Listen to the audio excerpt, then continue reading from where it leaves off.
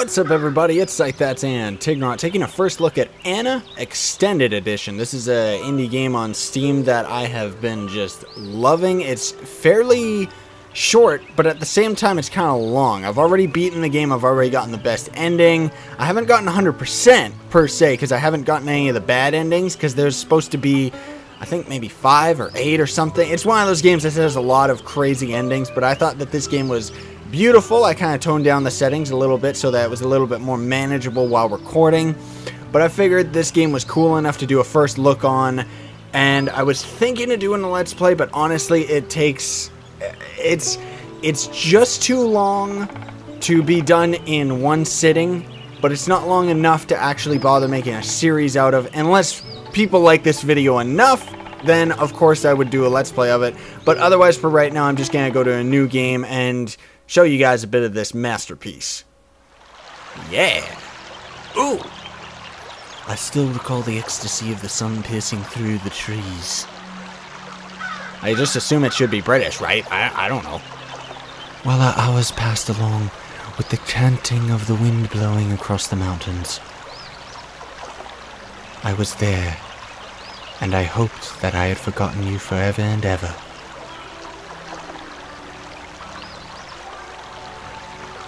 I love you, Margaret. Oh, and Anna, my other love.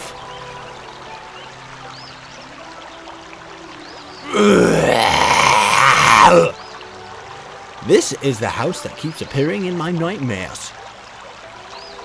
No doubt about it. No doubt about it, I could count every single crevasse. How did I end up here anyway? I feel as if I walked here in a trance. But now I'm past the gates. I must figure out a way to keep dreaming of her. Why do I keep dreaming of her? I'm in dire need of answers. Beautiful, isn't it? Isn't this gorgeous? I'm getting screenshots just because. Look at this. Look at this. For an indie game, this is just astonishing. And this is pretty much like, this has been a new trend with indie games. Pile of rocks. Assorted rocks are scattered across the ground.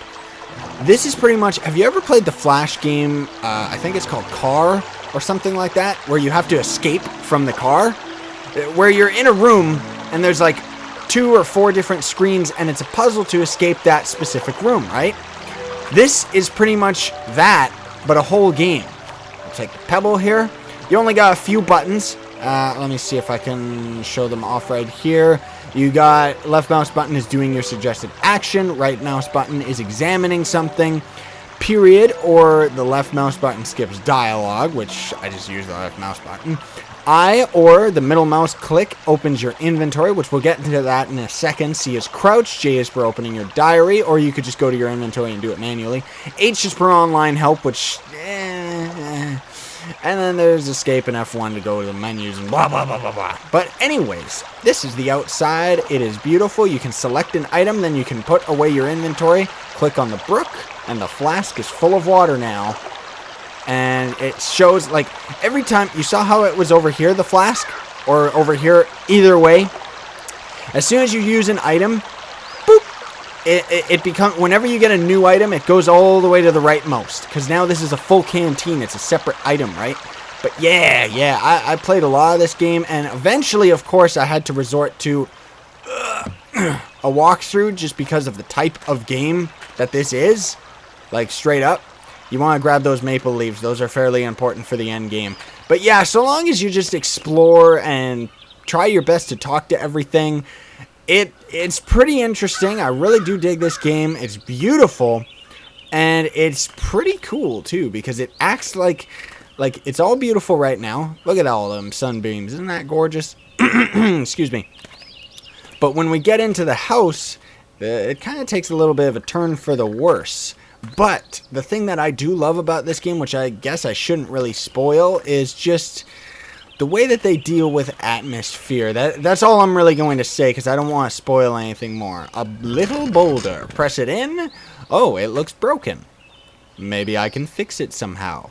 Oh, I wonder how we would do that. Maybe we go up and look at this magnificent carving despite its simplicity. The etching was masterfully crafted, though. Go away, dialogue. There's something inside. Yes? Can we? Oh. Okay, there we go. Where is it? Pebble. No. Select the pebble, not myself. Smash it open. Look at that. There's a gear piece in there. I want to grab the gear. There we go. I can't reach it. Really? What about... We grabbed a stick, right? Gear piece. There we go. Got it. Okay. And then what you want to do, because I'm kind of doing this as a little bit of a walkthrough. By the way, you can use your mouse... What? Done. I cut the rope. Yes. I'll bring it with me. You can use the mouse button to navigate your inventory a little bit faster rather than having to go over to this arrow and to this arrow. But also when you're out of your inventory, you can use the mouse wheel to go through all your items and stuff. But I just don't have a very good mouse wheel, so I don't usually bother with any of that stuff. Anyway, as soon as you get out here, all the items that we ended up grabbing, I mean, you can watch someone else's walkthrough. That's what I was going to say. You could watch someone else's walkthrough if you want to see what's going on. Sorry about that, everybody. One of my buttons was conflicting anyway, and I noticed that, you know, it stopped recording and everything like that. That was quite annoying. But anyway, all we did was open these doors, and you use the branch on the wall that's inside, and then there you go. Now all of a sudden there's all this stuff in here. Looks pretty sturdy branch, huh? But don't worry, we've got a lighter that we can use in the darkness. Use in the darkness. Use it on the branch then. There we go. What now? Well, obviously, first of all, I'm going to use our full cantina on this dirty object. Apparently not. Okay, never mind. Oh. Wait a minute. That's right. I think I know what we gotta do, because we're trying right now. What we're trying to do is to repair a latch to get inside. But this game, yeah, I guess I should be talking more about it rather than actually trying to give a little bit of a tutorial here or anything. How could it have wound up under those rocks?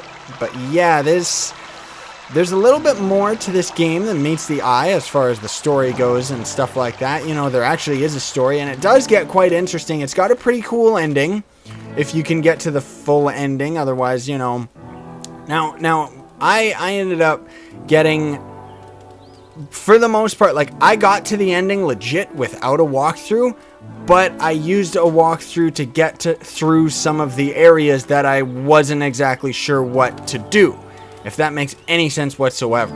Anyway, this is us crouching. Not that it's much of crouching, but anyway. Come on. No, not the dirty branch, the mechanism. There we go.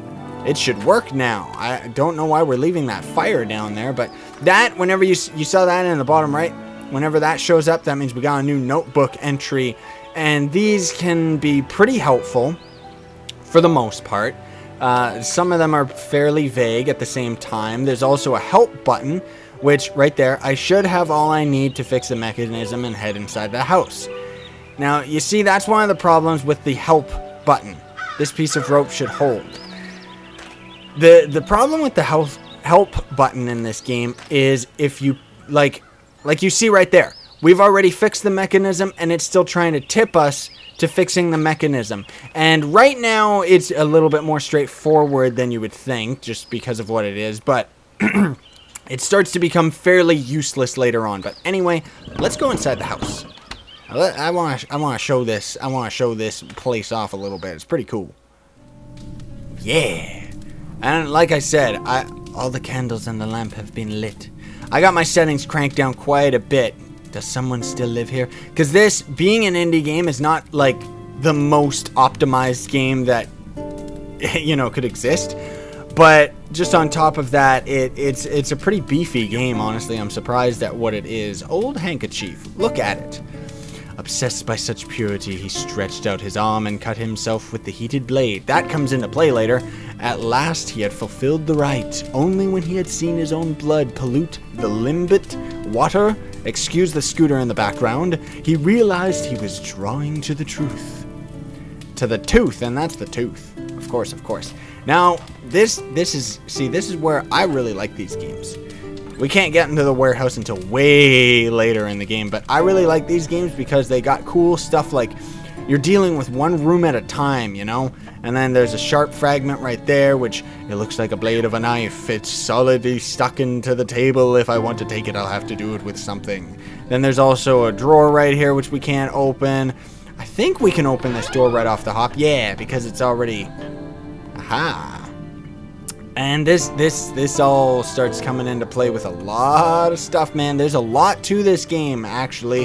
It goes for quite a while. It's maybe an hour or two, and you can beat it. And, I mean, if you're not using a walkthrough, then honestly it would take a lot longer, unless you just so happen to figure out a way to get through the entire game without needing a walkthrough, in which case, holy crap, you're awesome at this type of game specifically, because, yeah, and see, these books, these are fairly important, because every one of these books that you grab, let me show you here. Oh, I keep pressing B, that's the cube world button for, sorry about that, but anyway, you can just go through the book. You can either read it yourself, which I don't care about stuff like this, or you can just skip to the next page, and then bada bing bada boom, all of a sudden, the Sabbath Maker's ways, blah blah blah, and we got that. And, oh, that one didn't seem to give us anything. Well, we'll run into one that'll give us something. Either that or I'll just have to explain it. But, I think there's something under this wood. I'm pretty sure. But, yeah, things start coming into play a little bit later. And, well, it gets a little bit spooky. I'm not going to spoil it, but it gets a little bit spooky. Anyway, there we go. There we go. Well, now we got at least something with... our journal. I should leave everything behind. Stay. Blah, blah, blah. The game gives you a couple opportunities to actually leave the house, but that gives you bad endings, right? But yeah, the main thing that we want to do is get in here, but it's locked and we need a key. I wonder where it could be. I wonder. Honestly, I thought the key was supposed to be under this decrepit wood. Like, I've played through this game only once. I don't really know otherwise. I think it might... Oh, that's right. I think what we had to do is put out the fire. Yeah, there it is. There's the key. Let me grab it. Uh-oh. Oh!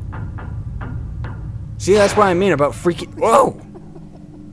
Oh, I see. I never caught that the first time I played. The oven is broken now, like the stove, so we can never use the fire until we find something to fix that, which you only find way later because we find it down in here, and we need an item that you only get way later to actually pry that thing open. But I would also, here's the thing, I would definitely recommend that if you are playing this game, to at least follow a walkthrough, like maybe get to... Let's just say we got to this point. We're in the house. We grab this key. Read the walkthrough up to that point. And don't go any further if you don't want to spoil it for yourself. But the biggest problem is there's a lot of glitches in this game that are game breaking. So that's the big thing. That's the big bugaboo. It's just worrying about... Worrying about some of the spots that are glitching and game breaking. Not to mention this right here, this weird tree thing. This is our sanity. Every time we witness a horrible event... which you'll run into them, it starts draining down, and if it gets all the way down, it's basically our health and it's a game over. But there's also some things that start replenishing your sanity as well. And our flashlight's really wonky. You'll understand if you played this game. But yeah, it's a little bit weird. Anyway, we're gonna take that knife hilt there. We can't take the hammer, but there is a bone hilt there that we do need. There's also a book there. And now people are talking, but you're probably not going to be able to hear it just because of, well, just because of what's going on with the settings and stuff. I'm going to try and find something that's a little bit optimal, but anyway, I think we can trigger a crazy event. I think we can trigger an event. Let's see if we can do it. You're supposed to look up at these shoes. I triggered it by accident last time because I was just kind of walking and looking around at stuff and thought it was really cool. Is it going to work? Maybe not yet. Can we do it? But see, that's what I mean. It's one of those games where you kind of just... Sometimes you'll look at stuff and it triggers stuff. And then other times it won't. Well, not other times it won't. Just, you gotta be, like, I guess we have to be in the specific... What was that I saw? Oh, it was just a heavy knife hilt.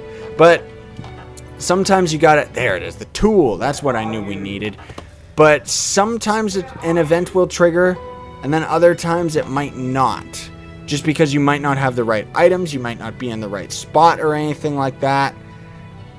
I don't know what you gotta do to trigger that event. Maybe we gotta activate a little bit more of the house. But it's pretty cool. I really dig this indie game. I think that it's actually awesome. You know, it only has like, there's the outside, which you never go to again once you've come into the house. There's this room, that room, that room, that room. And then, well, I guess I won't spoil it. There's more to this game than meets the eye, though. That's all I'm gonna say. That's all I'm gonna say. But anyway, we use a tool on the drawer. Ah, there was something else in that room that I forgot, but in the warehouse room, but we'll deal with that in a minute. Those leaves are fairly important as well. But we don't really... Yeah, sorry about that. I got a little distracted by my cat. The edge is sharp, blah, blah, blah. I'm pretty sure we can pry this out. See, this is one of the things, if you don't have a walkthrough, a lot of it is just trial and error, where you just kind of click stuff and hope that it works. And that's kind of how I got through most of this game. There we go, we need our stick. Okay, branch snapped. It's of no use in such a state. So now we, see, that's what this game does too. Now we don't have our branch anymore, right? Because why would we ever need our branch again? You know?